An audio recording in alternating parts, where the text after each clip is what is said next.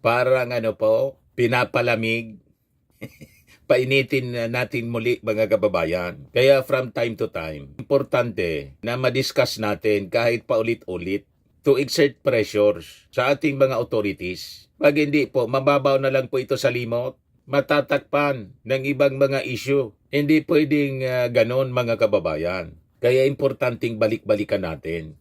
Kasi po, ang flood control scam po sa DPWH, hindi po siya simpleng aligasyon. Ito po ay sunod-sunod, detalyado. May mga sinumpaang salaysay po, sworn testimonies mula sa parihong source. May mga na-mention na halaga, porsyento ng kickback, pangalan, proyekto, lugar, detalyado po, at paraan ng delivery ng kickback. Yun ang isinaysay mga kababayan ni Yusek Bernardo.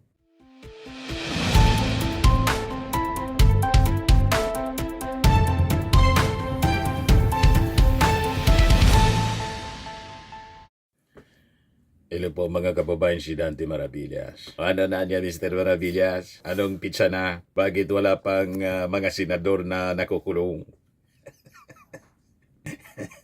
Yung mga sabit sa flood control scandal, anong pizza na? Yan nga po mga kababayan yung pag-usapan natin. Kailangan natin siguro na intensify mga kababayan yung pressure sa ating mga authorities na panagutin ang mga big fish na sabit po dito sa matinding flood control scandal as exposed ni Yusek Bernardo sa Senate Blue Ribbon Committee hearing mga kababayan. Yan sa mga senador mga kababayan. Bernardo tags former sitting senators including Escudero, Estrada, and DPWH anomalies. Yan yung mga napabalita mga kababayan. List Filipino senators involved in flood scam. Publish sa Gulf News mga kababayan. Yan ang pagmumuka mga kababayan ng mga sangkot sa massive corruption sa flood control. Kailangang mag-ingay po tayo mga kababayan, kaya yung ating pakiusap po sa inyo, i-viral ninyo yung mga videos natin, mga discussions patungkol dito sa flood control scam. Kasi parang pinapatulog, baka may mga magic na mangyari. Kanya-kanya yan mga kababayan na gapang kasi po. These are powerful families mga kababayan. Yan incumbent senators and former senators. Ito yung report ng Rappler. Firm of Mark Villar's uncle secured 390 million worth of flood control projects. Senator Mark Villar-Kin implicated in flood control anomalies leaves Philippines as corruption allegations escalate. Ngayon pa mga kababayan. Kasi parang pinapalamig. Painitin natin muli mga kababayan. Kaya from time to time, importante na madiscuss natin kahit paulit-ulit to exert pressures sa ating mga authorities. Pag hindi po, mababaw na lang po ito sa limot, matatakpan ng ibang mga issue. Hindi pwedeng ganon mga kababayan. Kaya importanteng balik-balikan natin. Kasi po, ang flood control scam po sa DPWH, hindi po siya simpleng aligasyon. Ito po ay sunod-sunod, detalyado. May mga sinumpaang salaysay po, sworn testimonies mula sa parihong source. May mga na-mention na halaga, porsyento ng kickback, pangalan, proyekto, lugar, detalyado po, at paraan ng delivery ng kickback. Yun ang isinaysay mga kababayan ni Yusek Bernardo. Kaya po sa ganitong sitwasyon, malinaw po yung tanong, kung hindi po kikilos yung ombudsman laban sa mga senador na pinangalanan. So ano ngayon ang kahulugan ng anti-corruption campaign ng ating Pangulong Bongbong Marcos? At isa pa napapahiya na po. Napapahiya yung ating Pangulong Bongbong Marcos. At nagagamit ito sa black propaganda ng mga DDS, ng kampo ng mga Duterte. Di ba po? Saka sa legal standard po, hindi kailangan yung conviction agad mga kababayan para mag-file ng kaso. Kasi po malinaw naman po sa batas, ang threshold po, probable cause. Alam naman ito ni abogado siya. Tayo nga hindi abogado.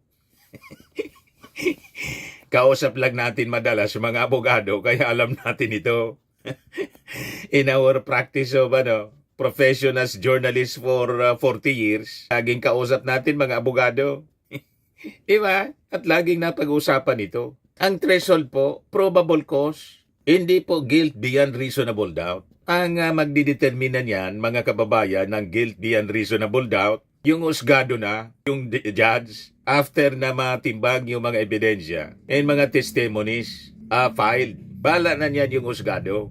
Importante, ma-establish yung probable cause. Yan ang pong malinaw. Ibig sabihin mga kababayan, kapag may credible, detalyado at mga corroborated testimony, may obligasyon na po yung ombudsman na mag-file ng kaso at bahala na po yung sandigan bayan ang magdesisyon kung guilty or not guilty doon sa kaso na kanilang final after na ma-determine nila yung probable cause sa pag-file ng kaso. Ganun po yon. Kasi po, masyado nang natatagalan, mga kababayan. Diyan tuloy, napapasama yung imahe ng ating Pangulong Bongbong Marcos. Sabayan pa ng black propaganda ng mga DDS.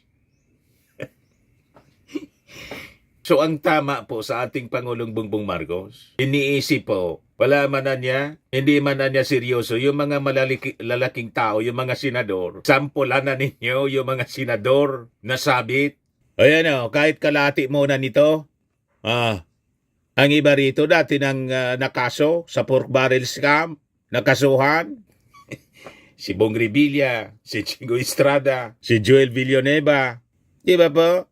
O ito si Chis Escudero bago, Mark Villar, si Binay. Hanggat hindi ninyo ito nagkakasuhan, magdudodar po yung ating mga mamamayang Filipino. Napapasama yung ating Pangulong Bongbong Marcos. So napakalinaw po yung mga aligasyon laban po sa kanila. Nang sabi po sa testimony ni Yusek Bernardo, tumanggap sila ng malinaw na amount ng kickback, porsyento, may eksaktong alaga, may proyekto, may taon, very specific yung mga statements. May bagman na nag-deliver at kung sa kanino binigay.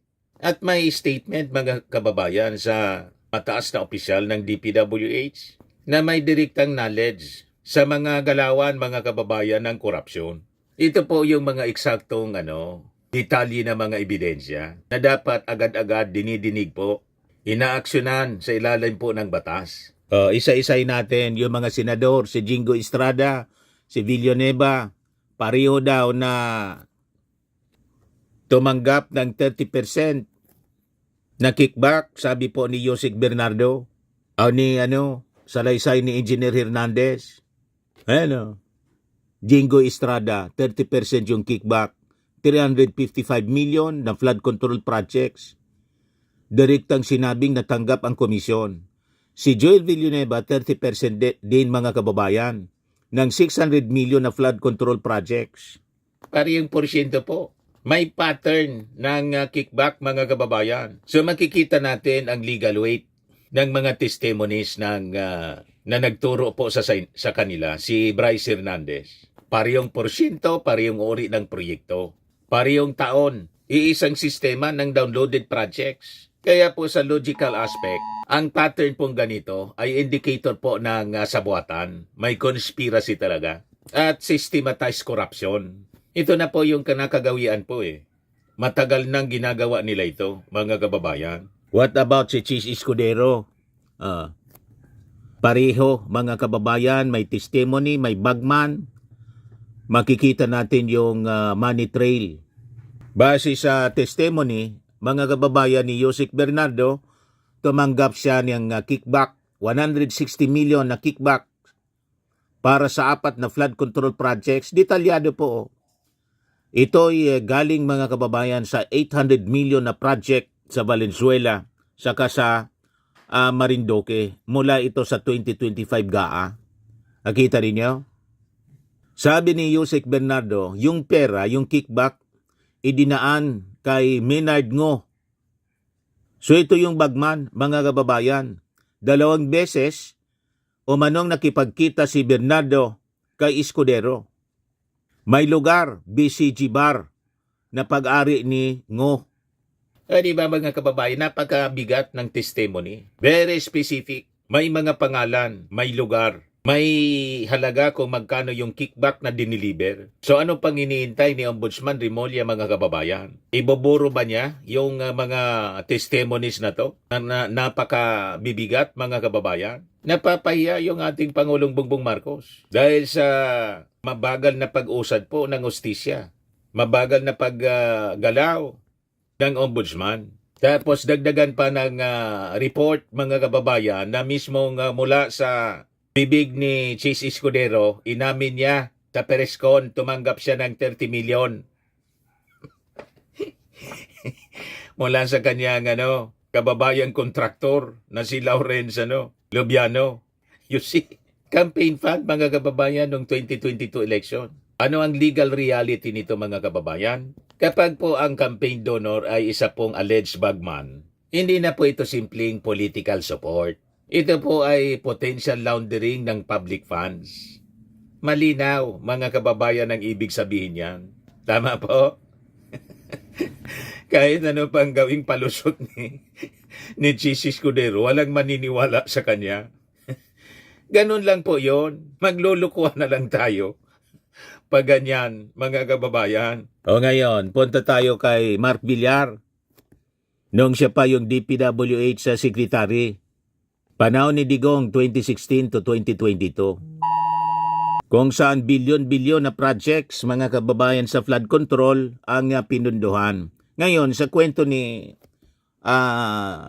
Yusik Bernardo, ang transaksyon na nag-ugnay kay Mark Villar idinaan sa pinsan ng senador na si Cardo Aguilar, kontraktor na nagsilbing bagman.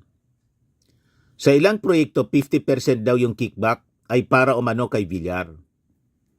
Ang critical detail dito, mga kababayan, sabi, yung kumpanyang INE Construction ni Aguilar nakakuha ng 18.5 bilyong pondo ng proyekto, halaga ng proyekto, sa ilalim ng DPWH noon na pinamumunuan ni Mark Villar.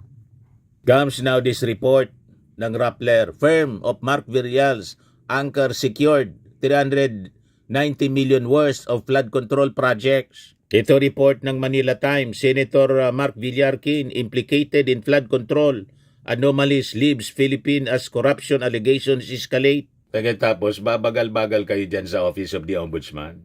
Diba? Anong legal implications nito, mga kababayan? Sa kaso ni Mark Villar, conflict of interest po siya.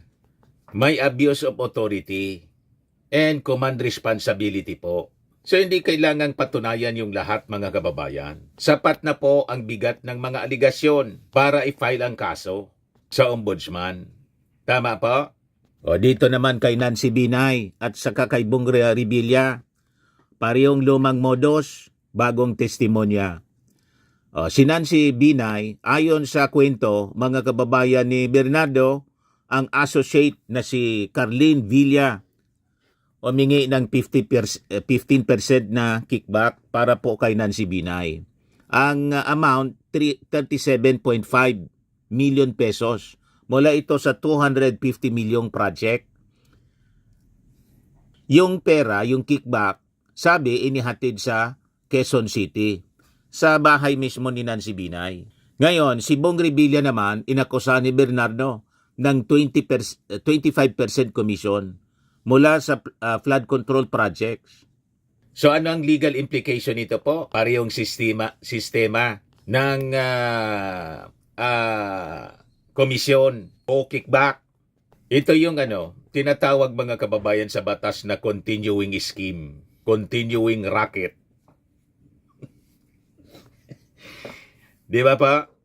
Malinaw? Kaya po yung tanong, kung walang masasampa, so anong implication nito sa ating Pangulong Bongbong Marcos? Di ba lalabas kahiya-iya? Empty rhetorics, mga kababayan, on the part of our President. Hindi man ito makakaya ng ating Pangulo lang. Kaya nga nilagay niya sa Ombudsman si Boyeng Remulla. So, laki ng tiwala ng ating Pangulo kay Boyeng Remulla na gagawin niya ng mabilis ang pag-aksyon sa mga isinasabit po sa massive corruption po sa DPWH. So kung walang masasampaan, mga kababayan dito sa ating mga na-mention ng mga senador at dating senador sa lalong madaling panahon, ano ang magiging mensahe nito? So maaaring isipin ng ating mga mamamayang Filipino na yung anti-corruption campaign ng ating Pangulo hanggang press release lang. Di ba po? Naligtas ang korupsyon basta nasa Senado ang mga gumawa. Na may dalawang uri ang ustisya. Isa para sa mga maliliit na tao, ang tawag nila mga dilis at sapsap. At isa para sa mga senador. Ngayon ang tinatawag na mga butanding, pating, mga big fish. Ngayon mga kababayan ang hinihingi ng ating mga mamamayang Filipino. Yun ang magiging mensahe nito. Sa totoo lang po, ito yung pinakang mapanganib na banta sa administrasyon ng ating Pangulong Bongbong Marcos. Kaya dapat mag-isip-isip si Boyeng Rimulya. Hindi po pwede na kung kailan lang ninyo gustong i-file ang kaso. Importante, presyorin ninyo yung sarili ninyo. Napakarami ng mga testimonya. At ang nakapagtataka, bakit hanggang ngayon wala pang ni isang senador ang nakakasuhan at na-issuean ng warrant of arrest? Yun ang hinihintay ng ating mga mamamayang Filipino. May senador na dapat maisyuhan ng warrant of arrest tulad ng promise ng ating Pangulo. Sabi nga ng ating Pangulo, before Pasko. O di ba? Kaya nasisira yung ating Pangulong Bongbong Marcos. Dahil sa bagal, mga kababayan, ang kanyang mga kasama sa administrasyon, napapanagutin ang mga dapat managot. The big fish in government. So tandaan po natin mga kababayan, ang tunay na laban kontra korupsyon ay hindi po nasusukat sa dami ng pahayag sa mga interview, sa programa sa DCRH ni Boyeng. Na iimbestigar na si Leviste sa solar itatopic natin yon sa susunod na video natin. Solar franchise, yun ang topic ni unahin mo na muna to, yung mga naunang nasabit na senador. O kung gusto mo, pagsabay-sabihin mo na, pero nauna po yung mga expose laban sa mga senador. Hindi po yan nadadala sa press release, kundi sa tapang na masampaan at maipakulong ang mga senador na involved sa korupsyon. Yun po yung hinihintay, inaabangan ng ating mga mamamayang Filipino. Anong pitsa na? Kaya kung may sapat na ebidensya laban dito sa mga senador, nararapat lang mga kababayan na sila mabigyan na ng leksyon. Ang pag-skip dito ay pagtalikod sa ustisya at tahimik mga kababayan na pagpatay ng anti-corruption campaign ng ating Pangulong Bongbong mismo. Tandaan po natin mga kababayan, sa batas dapat walang sagrado. Sa ating republika dapat walang untouchable. Yan ang malinaw na dapat ginagawa natin. Kasi sa totoo lang, napapahiya na po ang ating Pangulong Bongbong Marcos.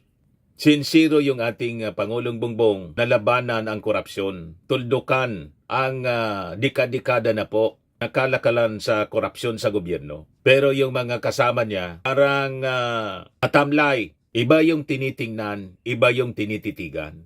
Tama po mga kababayan? Para niya Mr. Maravillas na iba na yung tumbok ng komentary mo. Kailangan minsan mga kababayan may gamitan na natin ng konting kamay na bakal. Di ba po? Sa mga naghanap ng malinis and spacious fitness gym, pumunta lang po kayo sa aming Colossal Fitness Gym. We also offer Grab Car Rental with our brand new 2023 model ng Toyota Innova. We also accept booking for those who are planning to travel via PAL, Cebu Pacific, and other airline companies, local and international, and bills payment for Meralco Bills, PLDT, Aleco Bills, etc. Ang Colossal Fitness Gym is located at 3rd floor Security Bank Building, Landco Business Park, Legazpi City, Albay. For inquiries, look for Chilon Maravillas. Contact number 0966-802-0949. Yan yung aming Innova. Lagi na pong matao sa amin. Pati mga foreigners po, tingnan ninyo. Mga British tourists sila. Ang lalaki ng katawan na, mga kababayan, nag-gym sa amin. Ito naman po, Indian National. Ito mga mga European sila. Ito naman yung bago naming product na binibenta online, Eye Glow Serum. Whitening po siya galing sa South Korea. Tingnan ninyo yung epekto sa aking anak na architect entrepreneur, Riz Maravillas. For inquiries, look for Riz Maravillas on FB. Ito naman po, Firmax sa firming and lifting cream, pinapahid po sa mga pulses in other affected area. Ayan po sa mga pains at paninigas na mga kasukasuan. Ito po, Automax Radiant Serum. Sa mukha naman yung application. Anti-aging po siya. You will look 10 years younger than your age. Ito naman po yung bagong product na binibenta namin online. I am Worldwide Amazing Pure Organic Barley Powder Drink Mix from Australia. Mainam po ito sa mga cancer patients at for cancer prevention na rin po. For your orders and inquiries, mag-message na lang po kayo sa aking anak na architect entrepreneur, Riz Maravillas. Sa mga mahilig naman po sa mga imported bags and wallets, dumiretso na lang kayo kay Ma'am Eileen Rosales, Eileen Closet po. Nakabase siya po sa Amerika. Yan yung kanyang online selling, mga kababayan. Sa mga mahilig naman po sa magpa-spa, dumiretso na lang po kayo dito sa Pamper City, The Medical by OMG, The Medical Aesthetics and Wellness Center. Matatagpuan po sa Asiana City, Parañaque City, Metro Manila.